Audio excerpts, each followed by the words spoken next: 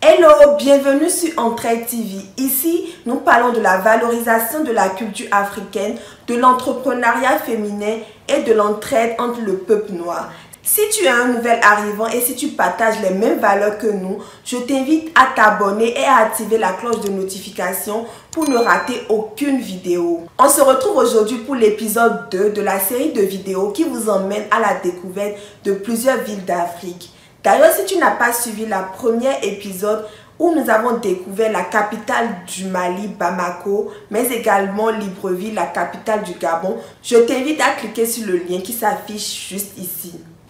Alors si je vous dis quartier latin de l'Afrique ou encore le berceau du vaudou, vous pensez à quel pays?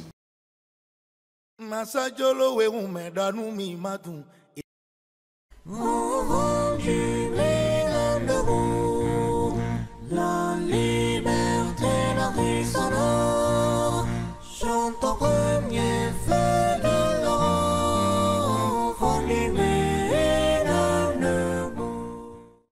Comme vous l'aurez pu le deviner, aujourd'hui nous partons à la découverte du Bénin, mais plus encore de deux villes historiques. Sans plus tarder, je vous laisse donc avec mon invité spécial qui vous servira de guide virtuel. Attachez vos ceintures, décollage imminent. Bonjour, je suis Hermione et je vais te présenter aujourd'hui là où je t'emporterai.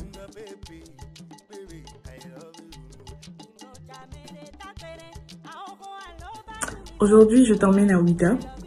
Ouidah parce que c'est une ville qui a un passé historique très riche et très ancien. Ouidah offre une vue exceptionnelle sur les vestiges du commerce négrier tout en mettant en valeur sa position de haut lieu du vaudou. Je vous conseille d'y rester et de prendre le temps d'apprécier ses nombreuses richesses, comme sa plage, ses villages, sa route des esclaves, sa forêt sacrée ou encore son musée d'histoire.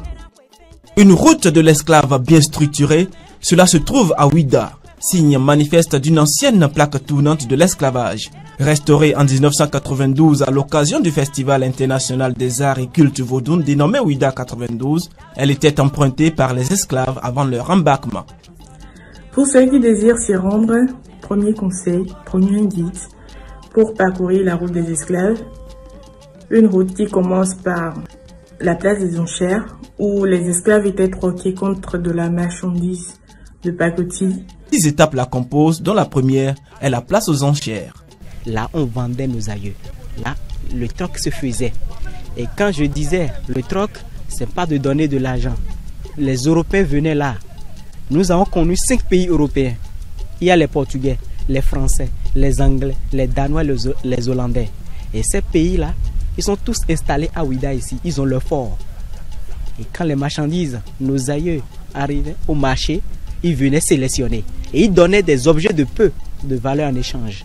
Et si je peux vous donner un exemple là, quand les Européens arrivent à donner un canon au roi, le roi donne 21 femmes ou bien 15 hommes.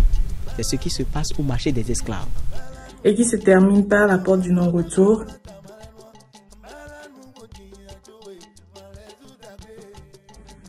Une immense porte inaugurée en 1995 qui symbolise le passage des esclaves vers l'autre monde et l'impossibilité pour eux de revenir.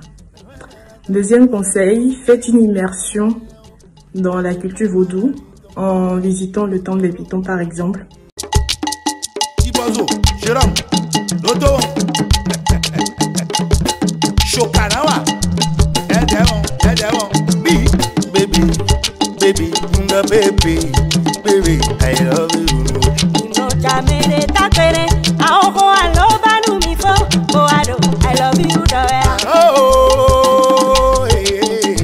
Troisième conseil, respectez les lieux. Suivez rigoureusement tous les conseils donnés par l'équipe.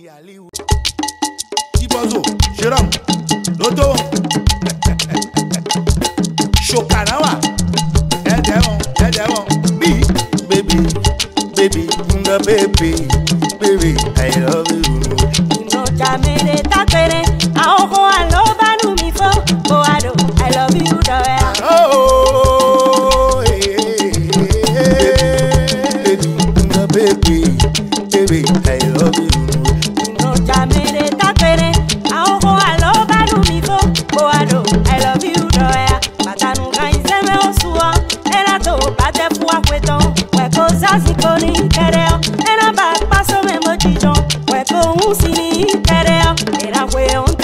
jibojodo, wekora wani kereo, era kwe fente jibojodo, no tue bio hola me kereo, era je kwe kore doji, weka kwe nyinyi kwe kereo, era ton tabla nutoe, weka kwe tabla no ibeo, era ton sudo e pound.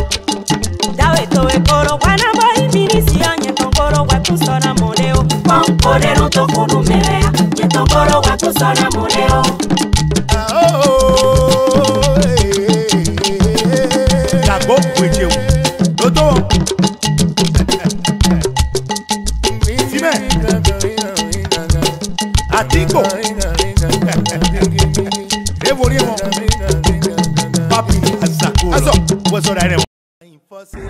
La Venise de l'Afrique, c'est le surnom qu'on donnait à la cité lacustre de Gangui. Parce que c'est un petit paradis paisible à une demi-heure de route de Cotonou, la capitale économique du Bénin. Gangui est un village entièrement sous pilotis. Ses cases en bois bâties sous pilotis, surmontées de toits de chaume, et son marché flottant font de Gangui la destination idéale pour un dépaysement total.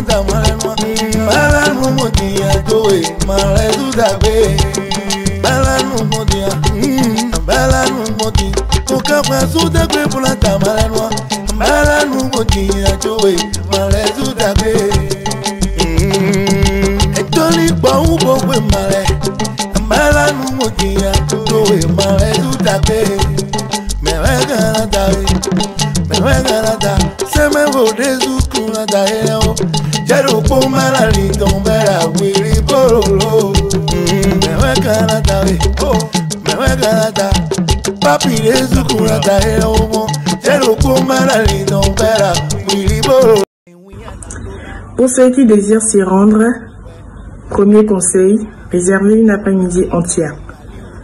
Deuxième conseil, Gangui, c'est l'histoire de familles qui, pour fuir les razzias esclavagistes, se sont réfugiées dans les marécages du lac Nokoué il y a 300 ans.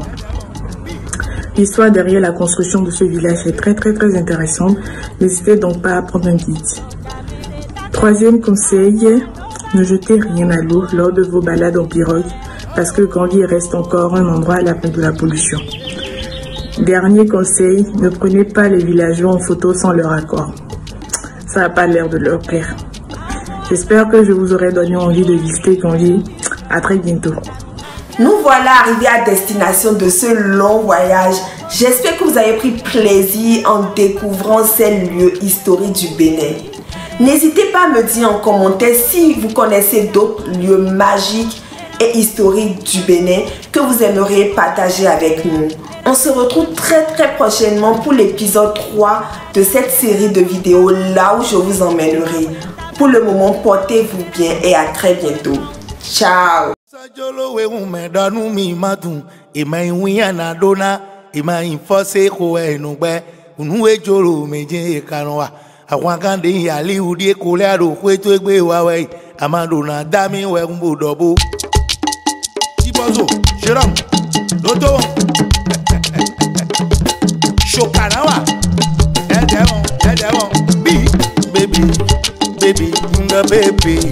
Baby, I love you. No,